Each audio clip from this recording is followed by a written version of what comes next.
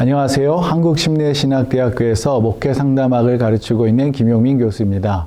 오늘은 페리코레시스와 케노시스라는 개념을 통해서 목회상담학에서 중요하게 다루고 있는 관계와 소통에 대해서 함께 살펴보도록 하겠습니다. 첫 번째로 다룰 것은 페리코레시스라는 개념이고요. 이것을 통해서 관계의 원형에 대해서 우리가 함께 살펴보도록 하겠습니다. 페리코레시스라는 단어는 삼위일체에서 일반적으로 사용하는 단어죠. 그래서 삼위일체론에서는 경륜적 삼위일체와 내재적 삼위일체 두 가지로 삼위일체를 설명하고 있습니다. 경륜적 삼위일체에서는 인간에 대한 하나님의 행위와 관련돼서 설명을 하고 있는데요. 주로 인간을 구원하기 위해서 하나님이 어떻게 하셨는지를 설명하는 것이 경륜적 삼위일체라고 볼 수 있습니다. 그리고 내재적 삼위일체는 삼위 하나님의 관계에 대해서 설명을 하고 있습니다. 그래서 주로 삼위 하나님의 관계가 어떻게 이루어졌는지에 대해 관심을 가지고 있는 것이 내재적 삼위일체라고 볼 수 있죠. 오늘날은 경륜적 삼위일체나 내재적 삼위일체를 동시에 한꺼번에 설명하는 경향이 있는데요. 거기서 사용되는 중요한 단어가 바로 이 페리코레시스라는 단어입니다. 내재적 삼위일체에서는 삼위의 관계를 언급할 때 이 페리코레시스라는 단어를 사용하고요. 경륜적 삼위일체에서는 하나님이 인간과 관계하시는 모습을 나타낼 때 페리코레시스라는 단어를 사용하고 있습니다. 그러나 물론 이 페리코레시스라는 단어는 내재적 삼위일체에서 주로 사용하는 단어라고 보시면 되겠고요.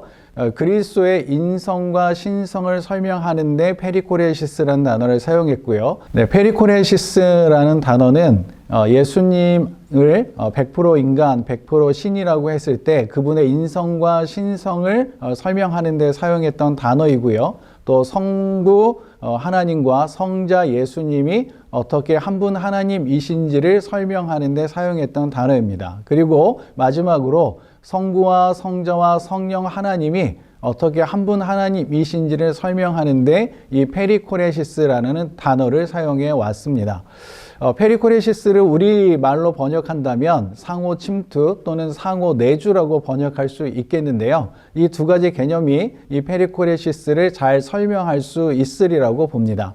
우리가 사람과 사람 사이의 관계를 설명할 때 주로 심리학적인 개념들을 사용해서 설명하는 경향이 있습니다. 그러나 이제 목회 상담에서는 심리학적인 용어를 사용하기도 하지만 신학적인 용어를 사용해서 이 관계라는 개념을 단어를 설명하기도 하는데요. 이 페리코레시스 삼위일체 하나님의 관계를 설명하는 이 페리코레시스라는 단어가 사람과 사람 사이의 관계를 설명할 때도 굉장히 유용하다는 사실을 우리가 알 수 있겠습니다. 그래서 하나님 삼위일체 하나님의 관계, 또 하나님과 인간의 관계, 그리고 사람과 사람 사이의 관계를 설명할 때 제일 중요한 개념이기도 하고, 그래서 우리는 이 페리코레시스를 관계의 원형이라고 부릅니다. 페리코레시스를 설명하는 세 가지 원리가 있습니다. 관계의 원형이라고 했을 때 온전한 관계를 설명하는 세 가지 원리라고 보시면 되겠는데요. 첫 번째는 자기 안에 타인을 위한 공간을 마련하는 것입니다. 관계를 시작하려고 할 때 제일 중요한 것은 자기 안에 타인을 위한 공간을 마련하는 것이라고 볼 수 있습니다. 다른 말로 하면 관계를 잘하려면 서로가 서로를 위한 공간을 자기 안에 마련해야 한다는 것이죠. 여러분들이 누군가 관계를 잘하길 원하신다면 그 사람을 위한 공간을 내 안에 마련해 주시면 됩니다. 그리고 그 사람 안에 나를 위한 자리가 있는지, 나를 위한 공간이 있는지도 한번 살펴봐 주시고, 그러한 자리가 없다면, 그러한 공간이 없다면 그 공간을 이제 다시 만들어야겠죠. 그래서 타인 안에 나를 위한 자리를 마련하기를 원할 때 제일 중요한 것은 그 사람을 위한 배려를 잊지 않는 것입니다. 그래서 친절하고 또 배려하는 모습을 우리가 보여주게 될 때 그 사람 안에, 타인 안에 나를 위한 공간을 만들어갈 수 있습니다. 두 번째는 타인의 공간에 참여하는 것입니다. 다른 말로 하면 서로가 서로 안에 서로를 위한 공간을 마련했고, 이제는 그 공간에 서로 참여하는 것이라고 볼 수 있는데 바로 이것을 가리켜서 상호 침투라고 우리가 말하고 또 상호 내주라고도 말할 수 있는 것이겠죠.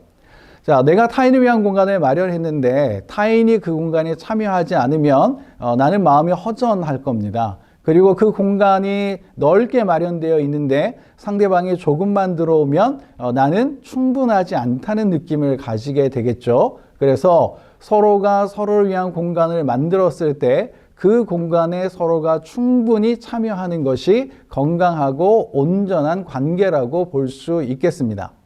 마지막으로 세 번째 원리는 혼합되지 않고 구별되는 것이라고 볼 수 있습니다. 그래서 서로가 서로를 위한 공간을 마련하고 서로가 그 공간에 참여하되 혼합되지 않고 구별되는 것이 중요합니다. 다른 말로 표현한다면 경계를 넘지 않는 것, 경계선을 지키는 것이라고 볼 수 있겠습니다. 그래서 내가 그 사람과 아무리 가까워지고 싶더라도 그 사람이 만들어 놓은 공간 이상을 들어가면 안 되는 거죠.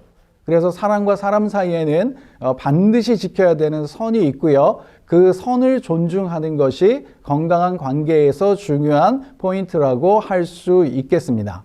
자, 다시 한번 정리해 보면 이 페리코레시스라는 단어는 삼위일체 하나님이 어떻게 한 분 하나님인가를 설명하는 개념이었고요. 그것을 설명하는 목회 상담에서의 세 가지 방식은 서로가 서로 안에 타인을 위한 공간을 마련하고 그 공간에 서로가 충분히 참여하고 그러나 혼합되지 않고 구별되는 것. 다른 말로 하면 서로의 경계를 지키는 것이라고 말할 수 있겠습니다.